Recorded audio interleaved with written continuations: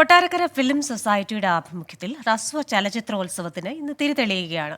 പ്രദർശനത്തിനെത്തുന്ന 44 സിനിമകളിൽ 4 സംവിധാനം ചെയ്തത് ഒരു കൊട്ടാരക്കരക്കാരനാണ്. ആരാണ് ആ കൊട്ടാരക്കരക്കാരനെന്ന് നമുക്ക് നോക്കാം. അഭിമാന നേട്ടമാണ്. മറ്റേത് പുരസ്കാരങ്ങളെക്കാളും അഭിമാനം. മേലിലക്കാരനായ രാജശേഖരന് പഠനകാലത്ത് തുടങ്ങി സിനിമാ മോഹം. ആ മോഹം പടർന്നു പന്തലിച്ചു.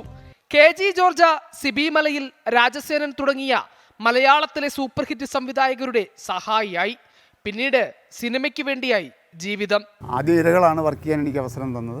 ഞാൻ മറ്റൊരാൾ യാത്രയുടെ അന്ത്യം കഴിഞ്ഞപ്പോഴേക്കും എനിക്ക് സാറിന് സിനിമകൾ പെട്ടെന്നല്ലല്ലോ. അപ്പം എനിക്ക് പിന്നെ സിബി സാറിൻ്റെ കിരീടം വർക്ക് ചെയ്യാനായിട്ട് പോയി. പിന്നെ അതേപോലെ കുറേ ഡയറക്ടേഴ്സ് ഇൻ ബിറ്റ്വീൻ ചെയ്തു.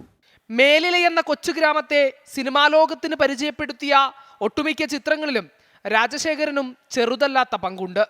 ഷൂട്ടിങ്ങിന് വെച്ചാൽ എൻ്റെ നാട്ടിൽ എൻ്റെ വീട്ടിൻ്റെ തൊട്ടടുത്തുള്ള വഴിയമ്പലം എന്ന് പറയുന്ന ജംഗ്ഷനിലാണ് അതിൻ്റെ മെയിനായിട്ടുള്ള ഗോദ സെറ്റ് ചെയ്തിരിക്കുന്നത്.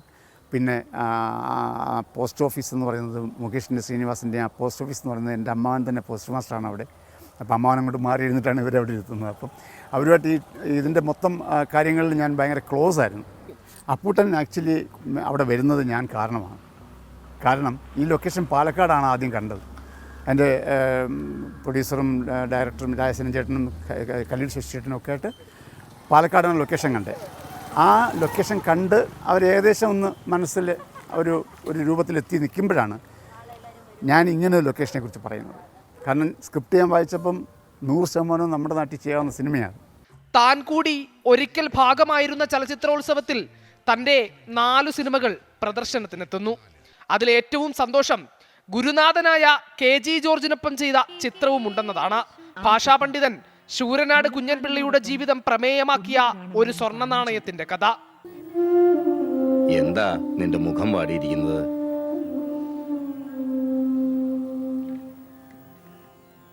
പറയണം.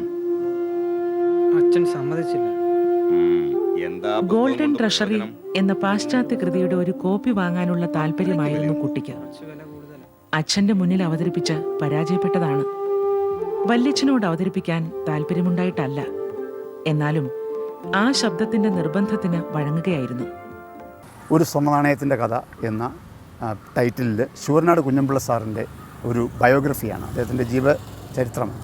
പ്രവാസ ജീവിതത്തിന്റെ നൊമ്പരങ്ങൾ പ്രമേയമാക്കിയ ദി ഐലൻഡും വള്ളത്തോളിന്റെ ജീവിതം പ്രമേയമാക്കിയ മഹാകവിയും ആദിവാസി പെൺകുട്ടിയുടെ അതിജീവനത്തിന്റെ കഥ പറയുന്ന ഭാഗ്യതാരകവും രാജശേഖരന്റേതായി ഫിലിം ഫെസ്റ്റിവലിലുണ്ട്. സ്വപ്നപദ്ധതിയായ 2 ഫീച്ചർ സിനിമകൾക്ക് പിറകെയാണ് ഇനി യാത്ര. ഹരികൃഷ്ണൻ, 24, തിരുവനന്തപുരം.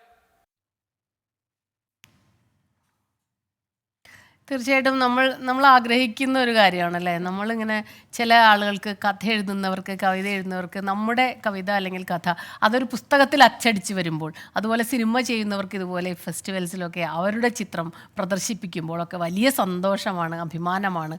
അപ്പോൾ അദ്ദേഹത്തിന് ഇത് സാധിച്ചതിൽ വലിയ സന്തോഷം നമുക്ക്, അല്ലേ?